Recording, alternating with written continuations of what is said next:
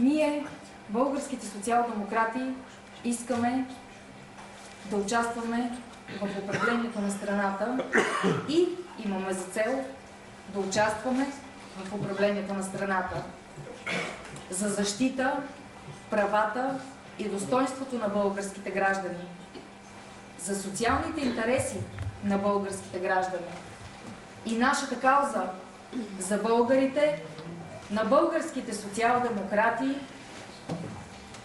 трябва да достигне до тях.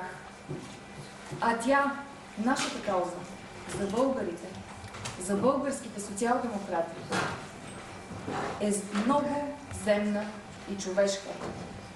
Да осигурим работа за всички и да повишим доходите им, които да осигурят 5 неща: дом, храна, облекло, образование и здравеопазване.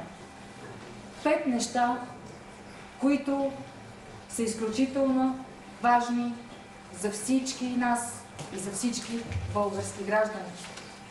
Това обаче ще стане с много труд, с много амбиция, с много желание, с много работа на всички местни организации.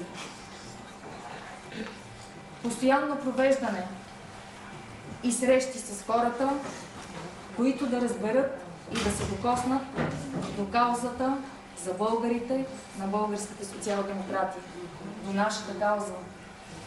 Това е и нашата мисия, която през 2012 година започнахме.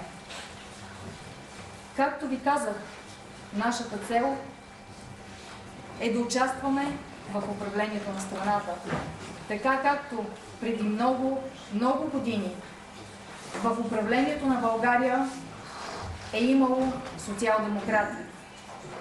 Доктор Петър Дертлиев, нашият патриарх на съвременните български социал-демократи, казваше: трябва да управляваме България с таланта и ума на целият български народ.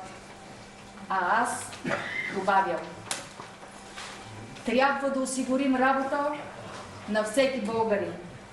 Трябва да повишим доходите на българските граждани. Трябва да имаме собствена парламентарна група. Ние, българските социал-демократи, искаме да преборим бедността. Искаме в България да възтържествува справедливостта, да възтържествува свободата, да възтържествува справедливостта.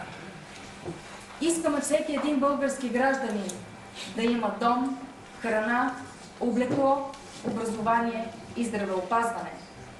Да, тези 5 цели са реални, които сме си поставили, защото ние, българските социал-демократи, виждаме и всеки един български гражданин знае, че обществото става все по-застрашено и, за съжаление, става все по-страшно.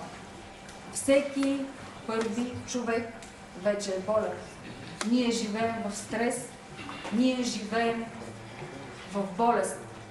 Ставаме все по-болни и живеем в все по-голяма бедност и мизерия.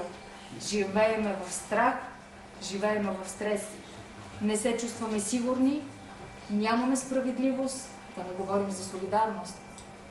А всеки носи в душата си вярата за по-добър живот, за който си мечтае да бъде щастлив и спокоен. Аз вярвам и нека всички български граждани да вярват, че той ще настъпи. Защото всеки един български гражданин носи в душата си социал-демокрацията. Всеки жадува за промяната, за капката солидарност и за капката справедливост.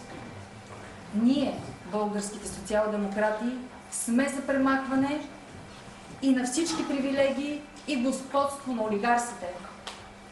Българските социал-демократи искаме и всеки човек да има възможност свободно да определя живота си и да запази своето достоинство.